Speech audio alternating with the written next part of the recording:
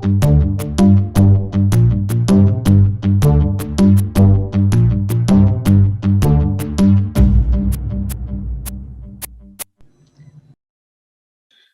let's go straight to our next presenter. Her name is Louise Irving. She studied philosophy and sociology at York University, England, and medical laws and ethics at King's College London.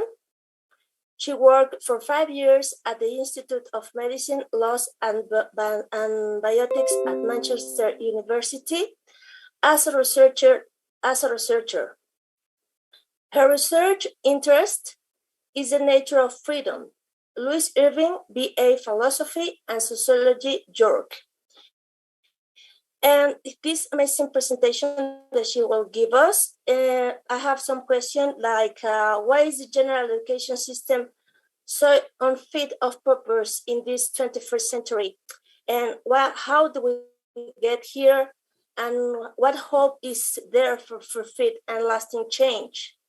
So this conference that we're going to hear is a sociological and philosophical perspective of the history, nature, and purpose of general education. It examines the general conception of man that such a system is based on, and imagines a system based on a different conception and changes which would flow from that. And with the presentation Chicken and Egg, the education paradox, we welcome to Louise Irving. Thank you very much. Thank you very much, Cynthia, and thank you very much, Professor Ephraim, and thank you to the Integrated World Research Institute for allowing me to present my paper. So I'll just get my slides up.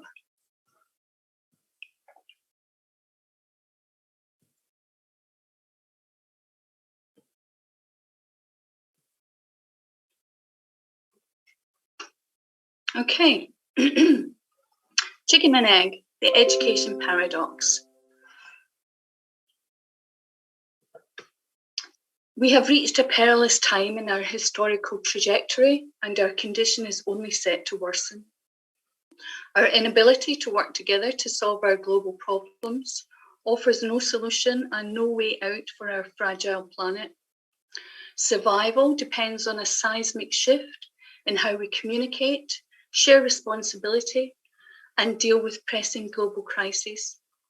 One promising avenue of hope is that we teach a new generation to do what we have long failed to do ourselves. This is to find solutions through international collaboration and determination. An integral education, I believe, is the single most promising means and method to engender this. This short paper is a broad philosophical and sociological perspective, and as such is polemical in nature. Speaking generally, I will briefly sketch out the serious limitations with traditional methods of education, how we come to have and sustain these methods, whom these methods advantage, and what state of affairs this results in. I will then comment on a relevant philosophical perspective on the nature of man, argue that this conventional model of man's nature, Homo economicus, is mistaken, and that this mistake persists as it is in the interests of both church and state. An alternative model of the nature of man is offered, with comments for the implications of this on education, and I will close with a brief discussion of an important, relevant, potential outcome which would be engendered by a radical rethink of the nature and purpose of education. The ecological problems facing us are vast and seemingly intractable. This grave danger is compounded by the fact that we are actually unable to work together towards achieving goals for the benefit of mankind, its creatures, and the planet. The English philosopher Bertrand Russell said of this, "The difficulty is to persuade the human race to acquiesce in its own survival." Just like Professor Elias said, Einstein's famous maxim that the problems that exist in this world cannot be solved by the level of thinking that created them points us in the direction we must go in. This is our chicken and egg dilemma. This dilemma was first posed by Plutarch in the 1st century and implies several paradoxes. For our purpose, it expresses the difficulty of sequencing actions where each one seems to depend on the other being done first. In the education chicken and egg paradox, how can we teach a level of thinking that we, as a species, have not been able to reach or even understand? How do we educate children to do what ourselves are incapable of? Truly working collaboratively, ingeniously, and harmoniously to solve this critical situation and create a fair and peaceful world.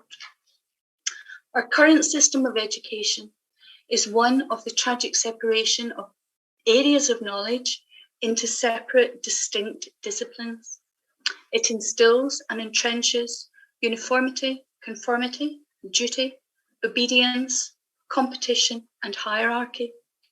This method of social control produces passive, frightened consumers lacking in self-reliance and confidence, unable to enjoy life.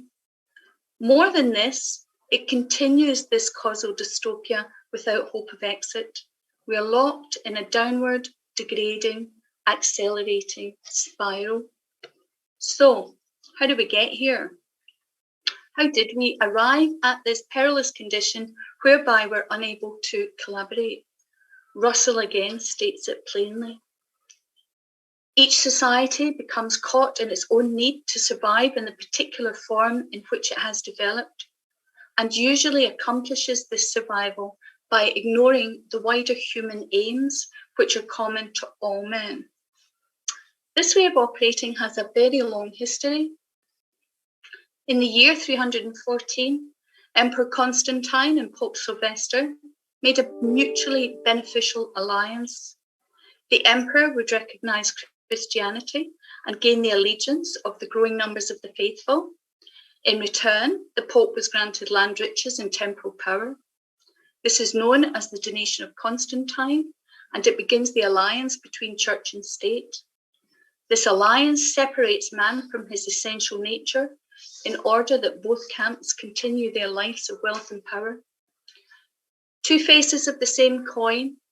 The church wins by making man go through its dogma and hierarchy if he seeks sanctity. The state wins by moulding its citizens to protect its own position. These two traditional bastions of influence have long shaped a meagre model of man, serving their continuing acquisition of everything. So, who is this man? This is Homo economicus, and this is the leading paradigm of man in the social sciences. Economic man who looks after himself in a competitive struggle with his fellow man. It is a wholly rational construct of a person only able to make decisions in his own personal interests and who doesn't mind stepping on other people to do it.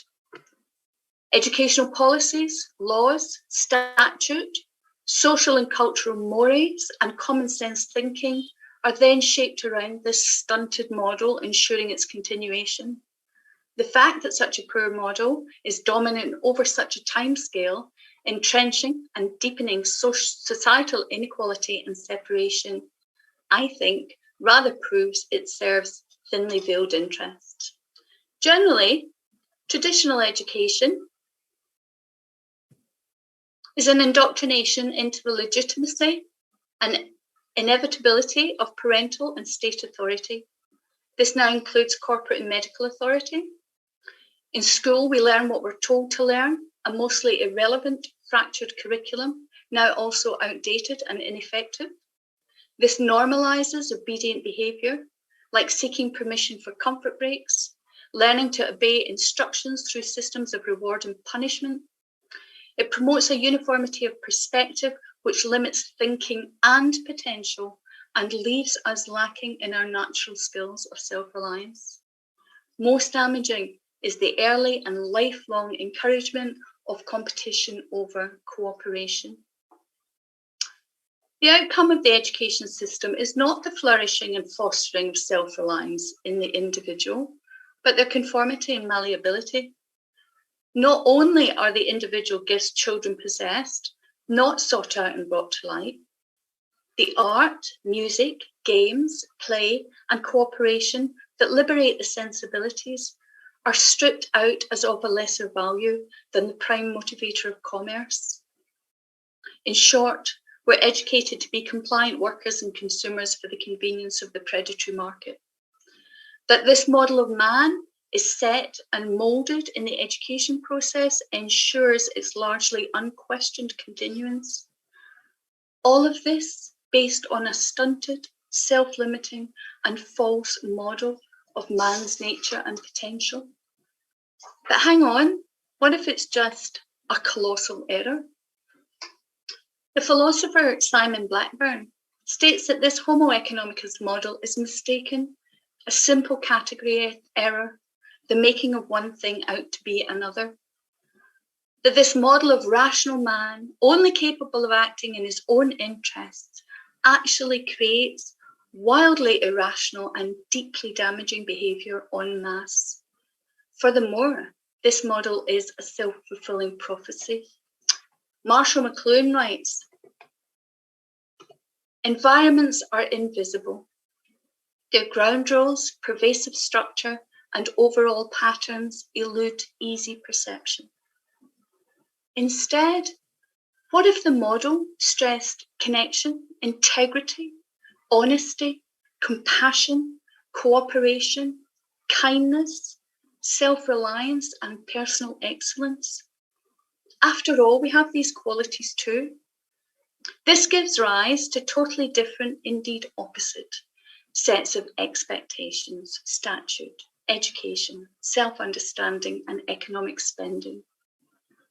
Much greater personal possibilities to be risen to. A whole other framework through which to see the world, ourselves, and others. Simply another self-fulfilling prophecy, but one which radically changes our world and ourselves. So, the possibility for change. We live in a connected and integral world where everything affects everything else. The will, desire, and ability to remedy the disaster facing us can only come from those who recognise this. Just like Blackburn's category error, a shift to the correct perspective on the integral nature of the world completely changes our approach and our ability to solve our problems. It changes the very nature of individual responsibility in finding solutions to the peril we are in.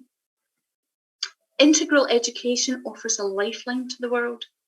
Instead of the deeply damaging and ineffective separation of bodies of knowledge, an integrated and circular teaching method makes clear the connections, develops communication skills, and rather than trying to patch things up piecemeal or to the boundaries of the nation state, problems are able to be approached from all angles and all disciplines.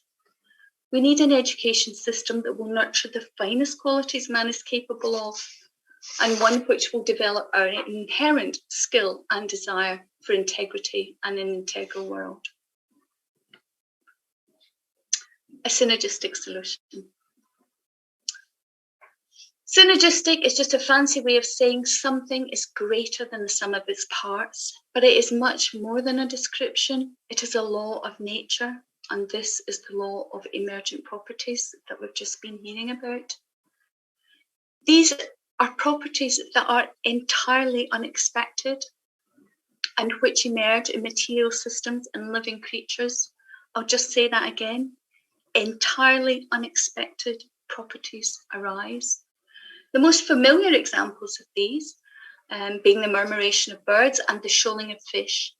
This behaviour allows the groups to share information and confuse predators. Therefore, it is the job of emergent properties to help living organisms adapt to their environments in the best way possible, and so increase their chances of survival and then thrive. What is so remarkable about these properties is that they arise from the collaborative functioning of a system, but do not belong to any one part of that system. In other words, emergent properties are properties of a group of items, whether insects, birds, atoms, cities, or, for example, students. This has comprehensive and startling implications for integral education. If we can teach a new generation to work collaboratively, cross-disciplinary, with ingenuity and harmony, towards the goal of stabilising, then correcting the damage that we have done, and then go further and create conditions for humanity to thrive in a fair and just manner. This happens, it cannot help but happen when the actual new property is created, one which cannot be found in any individual student, and where the good of all is the natural impulse. A whole new property, literally, actually, scientifically greater than the sum of its parts. Thank you.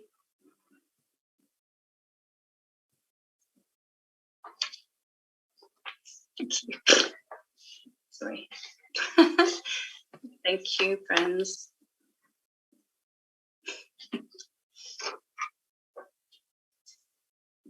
Any questions? Yeah, definitely. We have some questions from the YouTube, and I must appreciate your English pronunciation. It sounds very close to African. Thank you. British. So the first question is from YouTube. What do you mean by, in quotes, environments are invisible? Well, I think I mean that we take reality as it is in front of us, without realizing that we are an active part of that. So we say, take the education system the way it is and say, okay, that's the education system, that's on offer, and we'll just try and make the most of it and work within that. Same with governments, we think that's the government, this is democracy, when actually nobody's working in our interests. You know, this may be a version of democracy, but it's not. You know, we know we're not free because simply this is not what we would choose. This is not how we would choose to live. So in that way, our environments are invisible. So it would be like kind of fish discovering water, really, that old expression where you cannot see that toxic, manipulative soup that we're all swimming in it, because we just take it as our given reality and we all try and muddle through in that as best we can. So the kind of acceptance of the terrible systemic failures as somehow the world as it is, you know, I think that's what I mean, or that's what he means by environments are invisible. We don't really see what's happening. We don't really see why we behave because it's simply invisible. Thank you. Moderator, I don't know if we have more time for extra question. Okay. Okay, the last one is, why hasn't the phenomena of emergent properties been more fully exploited? I don't really know, and I only discovered about emergent properties a couple of months ago, and it just kind of blew my mind. But I think, and I have been thinking about that, and I think it is partly to do with emergent properties are something that is studied and analysed by scientists. So therefore you have that subject-object distinction where we are studying this, but we're not actually understanding that we are embedded in it, and that all of these things that we study in the world, you know, we kind of separate from it. So I think that distinction means that they're not really looking for it in themselves. They're looking for it in the group behavior or in mass, but they're not really seeing the implications of that in groups. But I think a lot of people will absolutely understand emergent properties as a thing, and that would be sports coaches and team coaches and Olympians and anyone who identifies more with a group than they do with themselves. You know, the emergent properties will be plain to say when people can actually do things out of their skin they wouldn't be able to do individually, because they have a shared goal and a shared vision, and that is really going to give them an extra set of legs. So I think emergent properties outside the scientific world are probably plain to see, but we don't see it and don't use it. The possibilities of that, the amazing potential of that, in trying to shape our reality that we're embedded in, that we're not just at the mercy of and studying.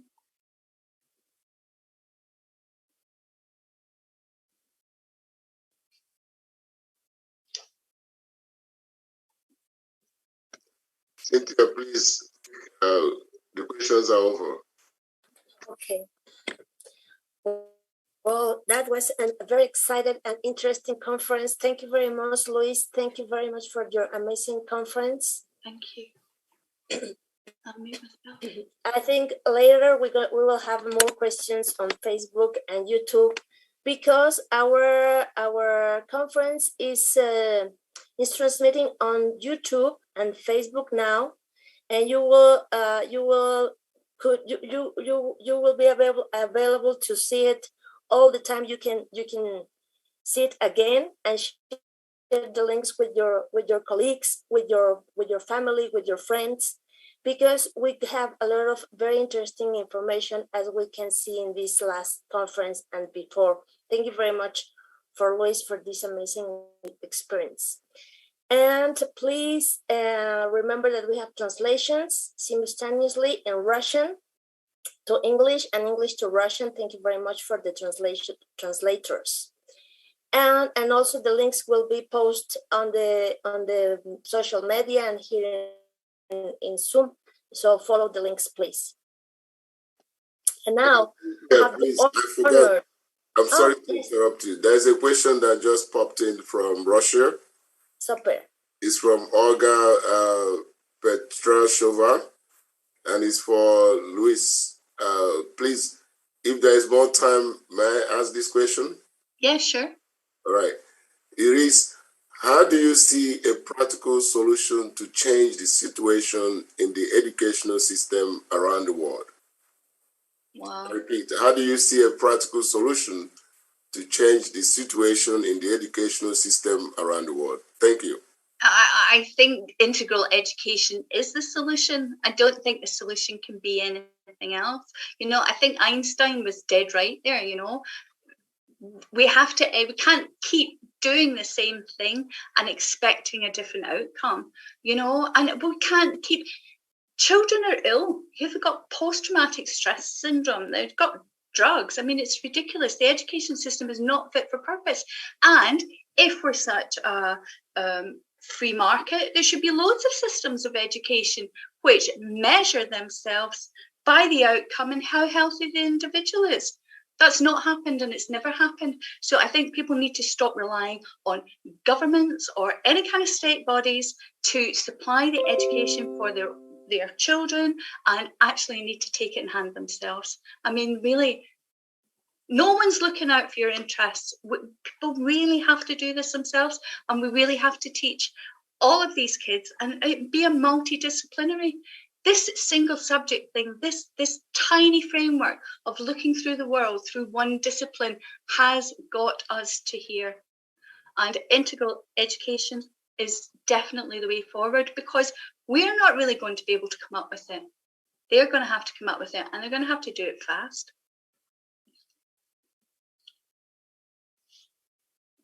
Wow, amazing. So with this answer, we can see that we have too much to do still now, and we have to look for it. Thank you very much, Louise, for this amazing conference.